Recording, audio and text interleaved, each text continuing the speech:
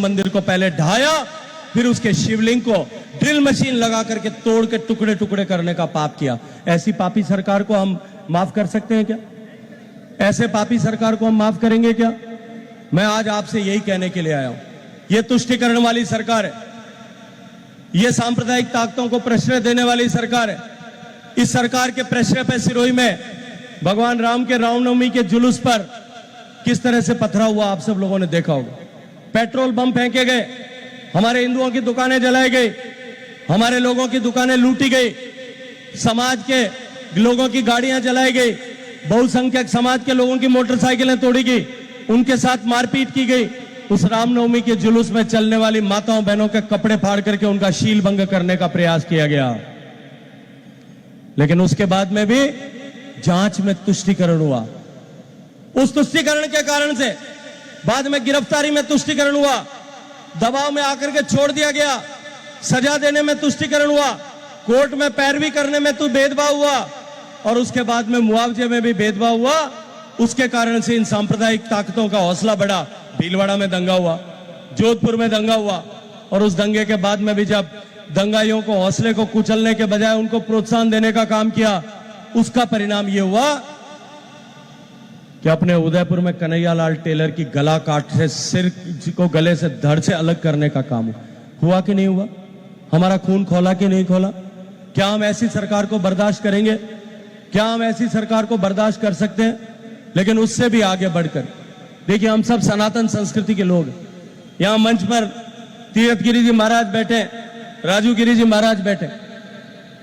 अनेक अनेक सदियों से हमारी सनातन संस्कृति चली आ रही है, लाखों साल सतयुग के जमाने से, त्रेता के बाद में भगवान कृष्ण का द्वापर का काल, और ये लाखों साल का कली काल जो है, कलयुग का काल चल रहा है। लाखों साल से इस भारत की सनातन संस्कृति जो है गंगा जी की धारा की तरह अविरल जो है निर्मल रूप से बह रही।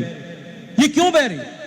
कवि कहते हैं कि यूनान, मिस्र, रोमा सब मिट गए जहां से, कुछ बात है कि अस्थि मिटती नहीं हमारी। कुछ बात तो हमें है कि हमारी अस्थि नहीं मिटती। जो सारी सभ्यताएं भारत के साथ में या भारत के बाद में उदित हुई, वो सारी की सारी सभ्यताएं विश्व में समाप्त हो गई। केवल और केवल एक भारत की सभ्यता बची हुई है। वो इसीलिए बची हुई है कि तमाम तरह के झंझावात आए, लेकिन ये भगवान का वेश धारण किए हुए लोगों ने भारत के इस सनातन को झुकने नहीं दिया, मिटने नहीं दिया। हर तरह की परिस्थिति में इन्होंने जन जागरण किया। और मैं आज इनसे आग्रह करना चाहता हूं कि एक बार फिर हमारे सनातन पर चोट करने का काम पाप इस अशोक गहलोत सरकार की पार्टी ने और इनके साथ के लोगों ने किया। ये कहते हैं कि सनातन धर्म जो है वो मलेरिया है, ये कहते हैं कि सनातन धर्म एड्स की बीमारी है, ये कहते हैं कि सनातन धर्म जो है वो कैंसर की बीमारी है। ये सनातन धर्म बीमारी है क्या? मैं पूछना चाहता हूं, बीमारी है क्या? ये कहते हैं कि सनातन की ताकत, कि मोदी की ताकत बढ़ी तो सनातन की ताकत बढ़ेगी, बढ़ जाएगी, और हमको सनातन को समाप्त करना है।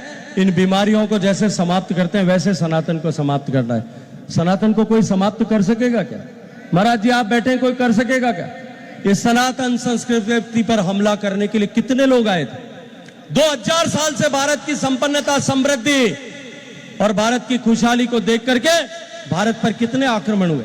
शक आए, हूण आए, कुषाण आए, उसके बाद में मंगोल आए, चंगेज खान आए, सिकंदर आए, उसके बाद में गुलाम आए, उसके बाद में गौरी आए, गजनी आए, खलीफा आए, खिलजी आए, गुलाम आए, तुर्क आए, और उन सब के बाद में कासिम आए, और उनके बाद में पठान आए, और पठानों के बाद में मुगल आए। बाबर से लेकर के औरंगजेब तक मुगलों का साम्राज्य रहा, और उसके बाद में डच आए, फ्रांसीसी आए, पुर्तगाली आए और अंग्रेज आए। जब हम इन सब से नहीं मिटे तो इन नपुंसकों से हम मिटने वाले हैं क्या? मैं पूछना चाहता हूं, ये मिटा पाएंगे क्या? इन सारे हमलों को इस सिरोही की पवित्र धरती पर, इस सिरोही के पर लोगों ने रोका था। इस सारे हमलों को पश्चिमी राजस्थान के जैसलमेर ने, जोधपुर ने, बीकानेर ने अपनी भुजाओं की ताकत पर रोका था।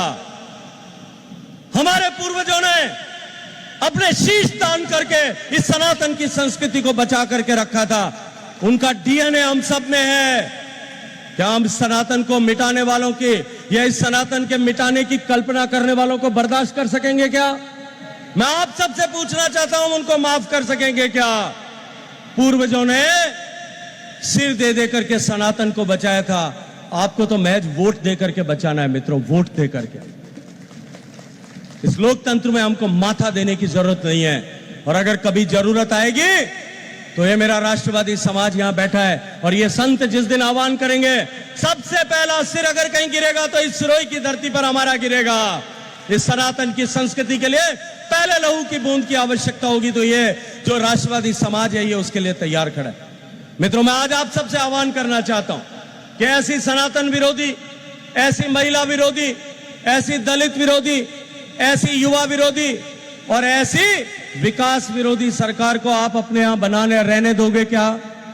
अगर नहीं रहने दो तो अपने दोनों हाथ उठाओ, राजस्थान की खुशहाली के लिए, राजस्थान के युवाओं के भविष्य के लिए, महिलाओं की सुरक्षा के लिए एक संकल्प की मुट्ठी बंद करो, अपने इष्ट देव को याद करो और यह तय करो कि आज से लेकर के चुनाव तक न रुकेंगे, न थमेंगे, न झुकेंगे, न बटेंगे, न बिकेंगे, न टूटेंगे।